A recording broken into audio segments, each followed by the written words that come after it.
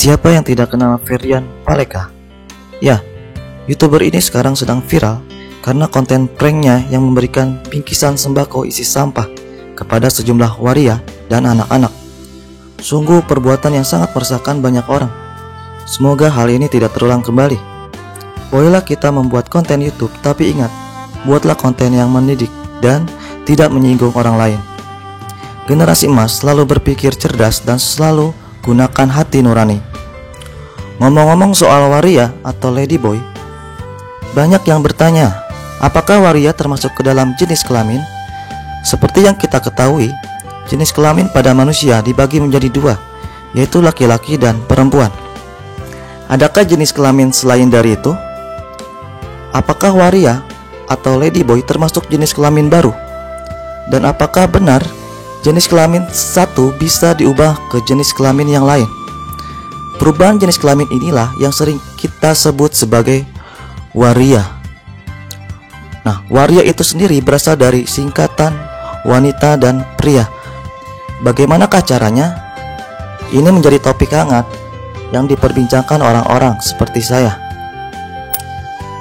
Sebelum kita membahas mengenai cara transgender seperti apa, yuk kita akan melihat negara yang memiliki kasus transgender terbesar, yaitu Thailand. Yosi Rinradaturavan adalah salah satu yang termasuk waria atau ladyboy yang ada di sana. Siapa yang sangka artis yang memenangkan ajang Miss Tiffany Universe tahun 2017 serta runner-up Miss International Queen 2018 yang parasnya ya begitu cantik seperti artis K-pop Korea, ternyata dia termasuk orang yang melakukan transgender. Pasti kalau kalian berpapasan di jalan bakalan jatuh hati sama dia, betul nggak? Di Indonesia sendiri ada sosok artis Lucinta Luna yang merupakan salah satu public figure yang melakukan transgender. So, jangan menyalahkan mereka untuk memutuskan terjadi transgender. Mereka pasti punya alasan sendiri untuk melakukannya. Toh dari mereka masih banyak yang berprestasi.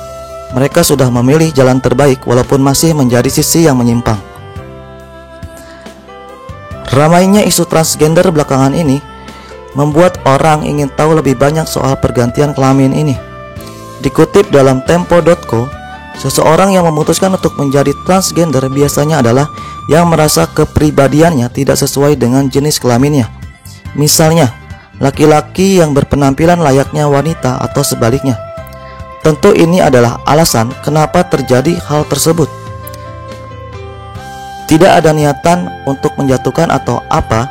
Di sini kita akan menambah wawasan ilmu pengetahuan mengenai transgender. Ada beberapa faktor yang dapat menyebabkan seseorang memilih menjadi transgender, yaitu faktor kromosom dan neurofisiologis.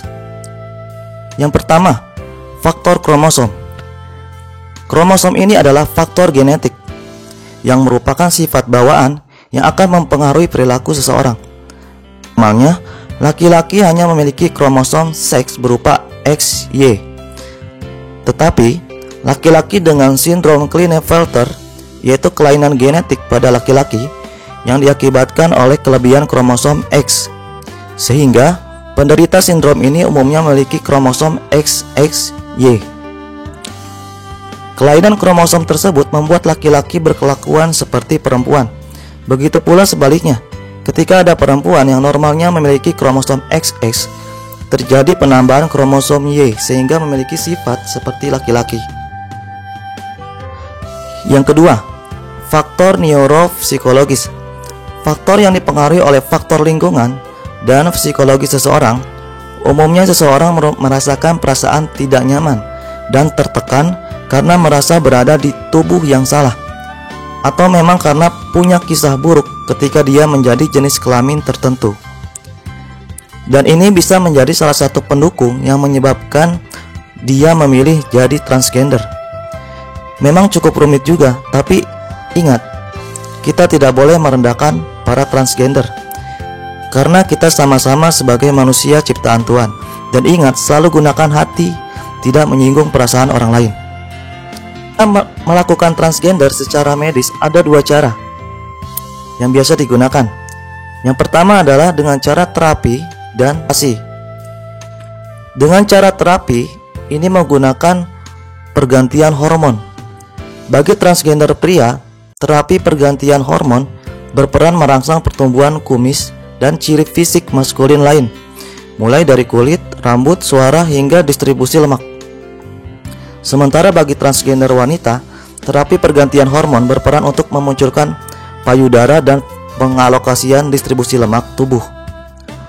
Hormon ini sama halnya kromosom, di mana hormon ini dapat memacu atau membawa sifat. Terapi hormon pada kaum transgender juga berisiko menimbulkan dampak terhadap kesehatan dalam jangka panjang. Beberapa masalah kesehatan yang dapat terjadi adalah pengeroposan tulang, tekanan darah tinggi, dan perubahan metabolisme tubuh. Karena itu, para transgender yang telah menjalani terapi hormon perlu untuk mendapatkan pemeriksaan kesehatan rutin. Yang kedua, dengan cara operasi. Bagi transgender wanita, operasi dilakukan untuk mengubah suara, wajah, kulit, jakun, pinggul, payudara, dan organ kelamin.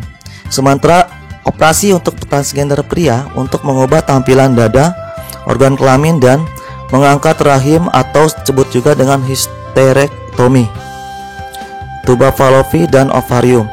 Memang cara operasi ini adalah salah satu cara yang biasa digunakan, walaupun harus mengeluarkan uang cukup besar untuk biaya operasionalnya. Bagaimana tahapan memulai operasi ganti kelamin? Hormon androgen diberikan pada pria transgender dari wanita ke pria untuk membantu mereka mengembangkan karakteristik seks sekunder pria seperti jenggot dan rambut tubuh, juga suara yang lebih berat.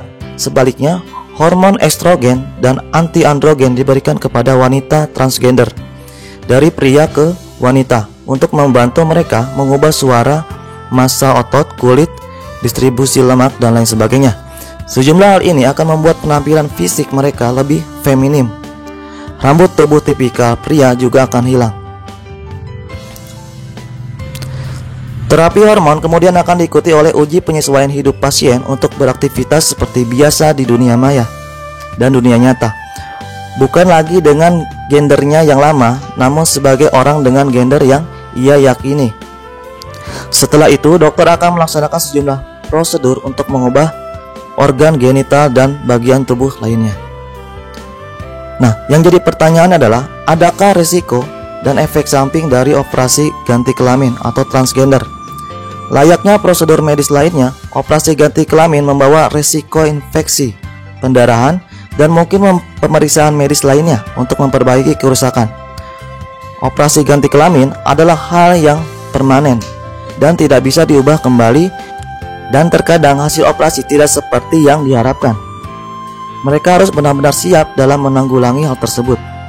Komplikasi yang paling umum dari operasi ganti kelamin pria ke wanita adalah penyempitan jalur vagina. Kemudian, hal ini dapat ditangani dengan pelebaran atau menggunakan sebagian jaringan usus besar untuk membuat vagina. Nah, operasi ganti kelamin rentan menyebabkan masalah psikologis dan sosial. Yang perlu dicatat, terlepas dari komplikasi fisik, operasi ganti kelamin juga dapat mempengaruhi kualitas hidup baru orang tersebut. Orang-orang transgender yang telah memiliki identitas baru sering kehilangan pasangan, keluarga, teman, bahkan pekerjaan. Mereka bahkan mungkin bisa merasa kesulitan jika diharuskan untuk pindah dan memulai hidup baru. Jadi stop merendahkan identitas mereka, tunjukkan peri kemanusiaan yang kita punya. Tetap hargai mereka, jangan sampai kita melecehkan bahkan menghina mereka. Berperilakulah cerdas. Intinya, apa yang kita perbuat di masa ini tentu akan memberikan efek di kemudian hari. Tuhan sudah menciptakan kita sesuai kodratnya. Tetap bersyukur kita dilahirkan, baik itu sebagai laki-laki maupun perempuan. Jangan lupa untuk tetap di rumah saja sambil menonton video-video pembelajaran selanjutnya. Bagi yang mau bertanya, bisa tulis pertanyaan kalian di bawah kolom komentar.